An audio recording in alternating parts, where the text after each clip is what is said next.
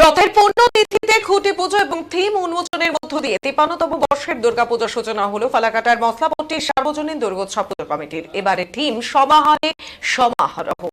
শিল্পী বলেন এবারের মণ্ডপ সজ্জা হবে কাঁসা পিতল ব্যবহার করে। তবে দর্শনার্থীদের জন্য থাকছে চমক এবং আলোকসজ্জা। চন্দননগর ছাড়াও দর্শনার্থীদের জন্য থাকছে নানান ব্যবস্থা। সমারোহে সমারোহ, সমাহারে সমারোহ, এই এবারের থিম নিয়েই হবে তাদের পুজো।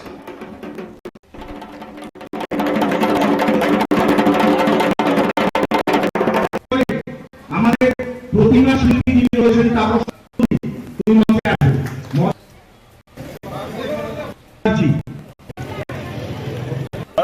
মশলাপট্টি 53তম দুর্গোৎসব পুজো কমিটির আজকে আমাদের শুভারম্ভ হলো খুঁটি পুজোর মাধ্যমে রথের দিনে। এই 53তম বর্ষে আজকে আমরা যেটা চিন্তাভাবনার মধ্যে রেখেছি, দক্ষিণবঙ্গ বিশেষ করে কলকাতার স্বনামধন্য শিল্পী বিমান শাহ তার ভাবনায় এবং তার কর্মশিল্পীর মাধ্যমে এবার আমাদের সুন্দর একটা প্যান্ডেল উপহার দিনে। আমরা প্রতিবারই নাই মশলাপট্টি সার্বজনীন দুর্গোৎসব কমিটি জেলার মধ্যে সেরা পুরস্কার পাই। আশা করি এবারও আমরা পাবো। আর আমাদের এবারের হচ্ছে সমারোহ। নতুনত্ব বলতে আমরা সব কিছু খুলে বলতে পারবো না, কিন্তু অবশ্যই কৌতুল রাখা ভালো।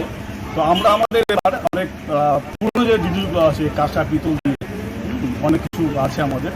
তো যেটা বলতে পারি যে কলকাতার শিল্পীর ভাবনায় আমাদের পরিশ্রম সার্থক হবে। এবার পুজোর 4 দিন আশা করি এবারে মণ্ডপ, আলোকসজ্জা, তারপরে প্রতিমা শিল্পী এগুলো কোথাকার, এগুলো সম্বন্ধে কি বলবেন?